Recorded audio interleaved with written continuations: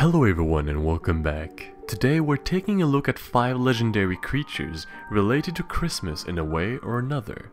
The first creature, or in this case mythical being we explore today, is Frau Perchta. Originally, Perchta was considered to be the main pagan goddess from the high alpine regions in Germany. In English, her name can roughly be translated to the Bright One, and she's often compared to the Germanic goddess Holda from German folklore. According to the legend, Frau Perchta appears and roams the countryside in the winter during the 12 days that are between Christmas and the Epiphany. She would wander around and enter inside the homes she came across. Once inside, she would immediately know if the children and the young people inside behaved well and worked hard during the past year. If they did, then she would leave a silver coin inside a shoe as a reward for their good behavior. However, if she found out that the people living inside the house were lazy and did not behave well, she would slit their bellies open with a large knife and remove their stomach and guts before stuffing the gaping hole with straw and pebbles. Originally, the creature known as Grilla was portrayed as a giantess that devoured naughty children. It's only later on that she became recognized as this Icelandic mythical figure in ancient pagan times. It is said that Grilla resembled a huge troll or a giantess with a horrific figure and has hooves instead of feet. According to the legend, every Christmas the giantess would come down from her lair in the mountains, driven by an insatiable hunger. She would then hunt young children and capture them inside a big sack and drag them back to her lair in the mountains before boiling them and eating them in a stew. It is said that Grilla has the ability to sense children that misbehaved during the year, which made her hunt even scarier for the children and easier for her. In the Icelandic folklore, the Yule Cat was a giant monstrous cat that terrorized the people that unfortunately did not receive any new warm clothes before Christmas Eve. Indeed, according to the legend, at the time during the Christmas period, families in Iceland gave each members of their family warm clothes. However, if for some reason they did not receive the clothes as a gift, then there was a frightening giant cat roaming the snow-covered countryside in search of those unfortunate people to gobble them up in a single bite.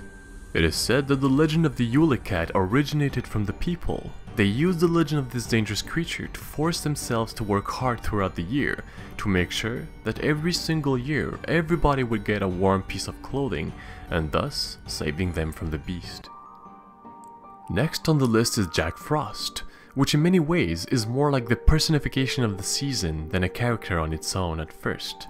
It is said that Jack Frost is a personification of the harsh winter wind, the feeling of absolute and painful cold winter nights, the symbol of the chill wind and blizzards that relentlessly try to bring you down.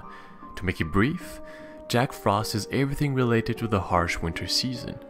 His origins remain uncertain, but some say that he might have been from Anglo-Saxon origins, taking on the ancient Norse winter customs and traditions. There were many gods and entities linked to winter in ancient times, for example the Oak King from Celtic mythology, or Ullr from Norse mythology. Over time, through history, these gods became more and more associated with the personification of the winter season itself. But Jack Frost is not the only modern representation of the winter season in the world either. In Russia, for example, they have Father Frost, who pretty much plays the same role. Nowadays, the character of Jack Frost is more present and used during Christmas time and figures in many aspects of our pop culture, whether it be in movies, comics, or even in literature. And of course, the last creature on today's list, but certainly not the least, is the Krampus, the demon of Christmas. The origins of the Krampus are said to be coming from the early pre-Christian Alpine traditions, and nowadays, the legend is still present and celebrated by the people in Bavaria, Hungary and Austria mainly. The Krampus was said to be the complete opposite of St. Nicholas. The jolly old man we all know offered presents and brought joy and happiness in the hearts of the people during this joyful time of the year. On the other hand, the Krampus was there to take away and punish the children that misbehaved.